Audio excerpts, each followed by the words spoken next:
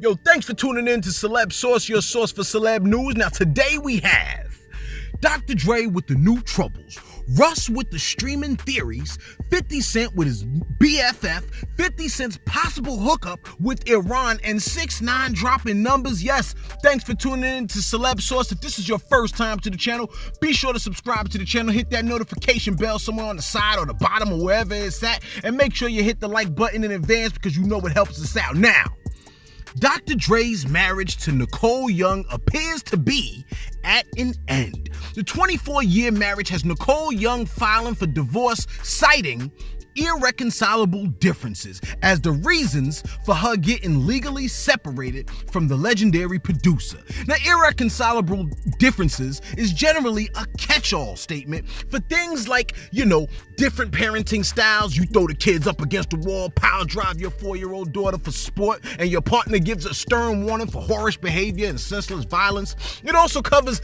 different goals. You want to be an entrepreneur like B. Simone, but your partner is just a 9-to-5 forever. It covers different attitudes towards money or drifting apart as partners turn to others outside the marriage for friendship. You like, but Frankie Sanchez be giving me that angel love, big homie. What up? She just a friend, but is she though?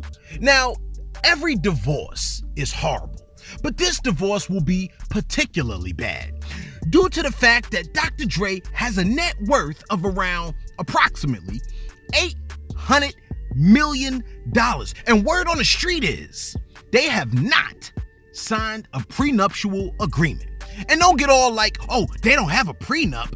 Now, a Harvard study has shown that 5 to 10% of U.S. marriages have a prenup, which means approximately 90% of marriages in the United States does not have a prenup. So you could sing that Kanye, we want prenup, but you don't got no prenup. Now, check this out. It kind of gets worse. Yes, spousal support is on the table. And if she helped Dre with any ideas to get Dre where he is in the last 24 years, then she may be entitled to that. I mean, I'm sure Dre is the one that came up with beats, but it's possible that his lady could have been like, beats. You should do a headphone called Beats.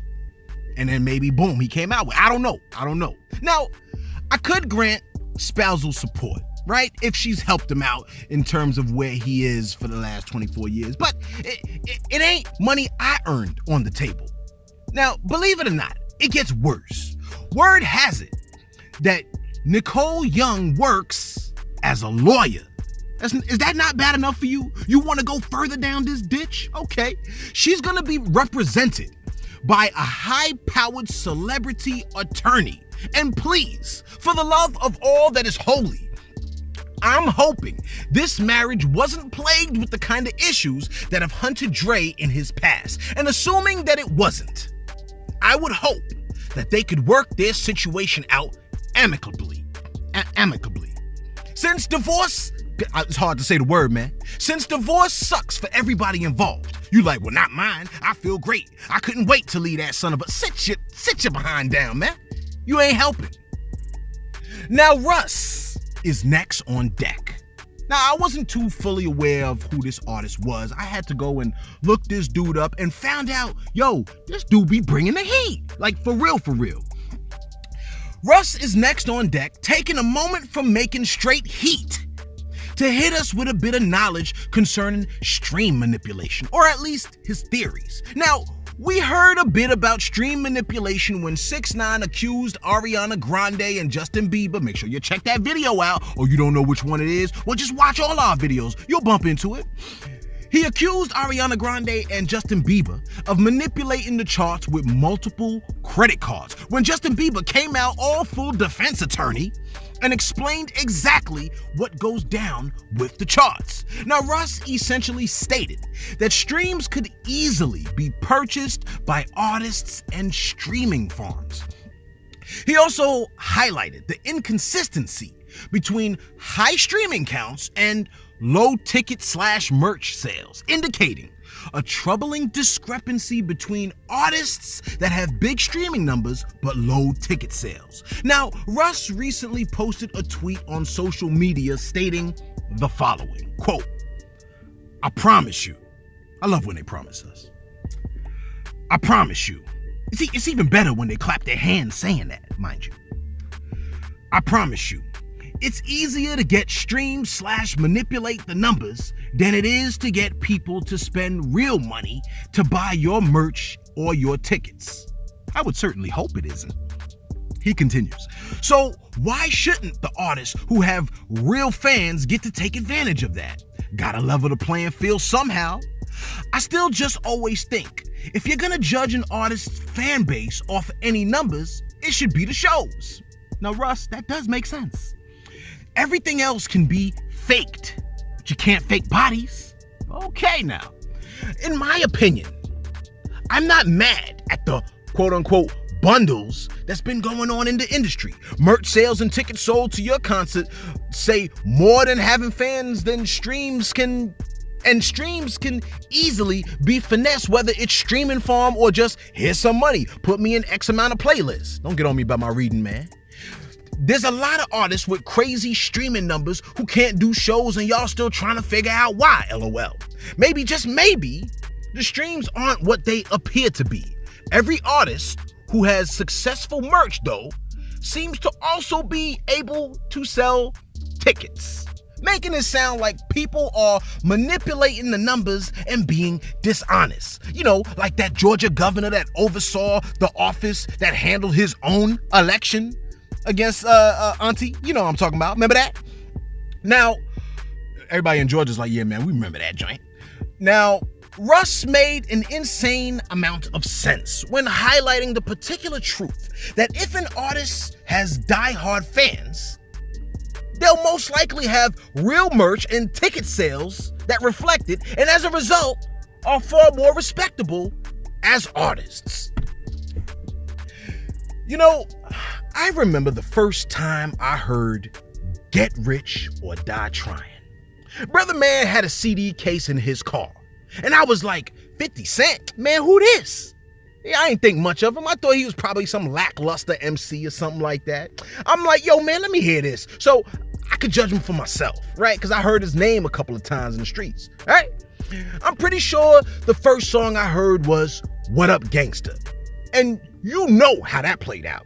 The song was so hard, I almost crashed the car on the highway on purpose. It wasn't even my car, man. I had to listen to the next song just to see if there was consistency. Because you know, when you hear a hot track, you gotta check for consistency. That's what I did with Russ, man. Found out this dude was on fire. But anyway, back to 50 Cent. The next song on that playlist, on that album, was "Patiently Waiting." Yeah, Eminem was on it. And at that point, it's safe to say the venom was already flowing through my bloodstream. It was already in my system. I didn't want to be hooked to this guy called 50 Cent. But that's how I knew it was a classic. Well, 50 Cent just recently celebrated hitting 100 million streams on Spotify, at which he indicated who he believes, present tense, to be the greatest rapper in the world. I want you to think about how big this world is, man. Go do the Google Earth and then zoom in on your house and then pull out from that. Think about the entire world. 50 Cent is like the greatest rapper in the entire world. He posted a picture of himself next to the rapper. It was a picture with him and Eminem with the caption, quote, "This combination will always work. I think it has something to do with M being the best rapper in the world. But I'm not so bad. LOL, hashtag friends forever." Close quote. No jokes here. I did a story on the artist dude that clowned 50 and wound up on a stretcher. Remember? I'm good. Imagine bumping an artist's music so loud you blew out your speaker. Then the dude finds you, right? And beats you up to the soundtrack of his own music. I'm good. You might be like, "Oh, you a sucker. You a sucker." Well, post your address then. Right down there in the comments. Post it. Now, if that's not enough 50 news for you, Iran has issued an arrest warrant for the president of the United States of America for ordering a drone strike. Now, I know folks are plotting right now like, but what can I do? to help you, Iran? Is it money? You need my car? If it was that easy, man. I mean, come on. Anyway, 50 Cent responded concerning the arrest warrant, stating the following, quote, "An arrest warrant. My son Trump don't give a F. He on demon time." Demon time? Demon time. He's on Demon's time. Demon time? I don't know about that one. Anyway, he continues. "Tell them fools in Iran," did he say that? "Tell them fools in Iran," he said, "drop the addy." Close quote. Drop the address. Is it safe to assume that 50 Cent will be voting for Biden this upcoming election? I would think so. Now, I want you to think about the worst kind of music genre you could imagine. Now, before you say country, just think it through for a second, man.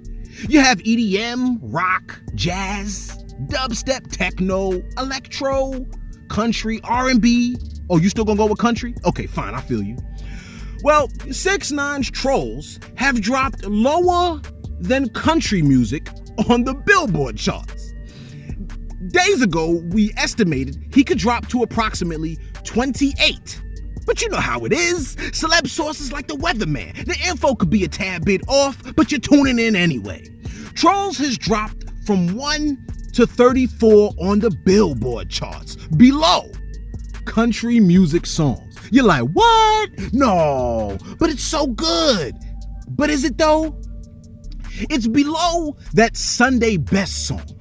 When I first heard that song, I was like, yo, who these brothers, man? It sounds like something from back in the days with a little bit of Chance the Rapper sing songiness, and then fell out my car when I found out the dudes that was actually singing the song. My peoples keep turning the station every time the song come on. I mean, I want to like the song. Anyway, The Box, Roddy Ricch, dropped 5 places. Everywhere I go, I hear children making that sound. Okay? 5 places to number 15 on the charts, but it's still harder than ever. Dua Lipa is at 14, whose music I love, no question. I savvy myself well-rounded, except for country. Lil Baby's Bigger Picture is at 7, my favorite number, dropping 4 places. And St. John's Roses, a re-released 4-year-old song, has moved up 4 spots. I still think the original is harder, and it's on my summer trap list.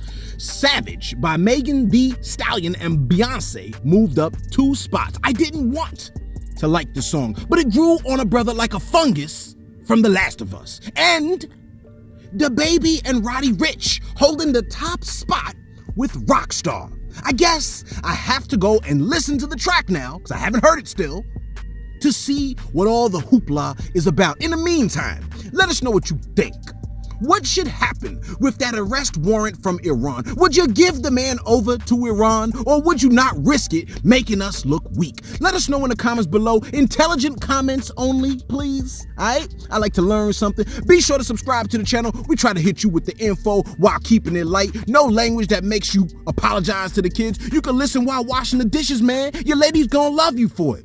Ladies, tell me if I'm wrong in the comments below, please. In the meantime, like if you like us. Thanks for tuning in to Celeb Source, your source for celeb news.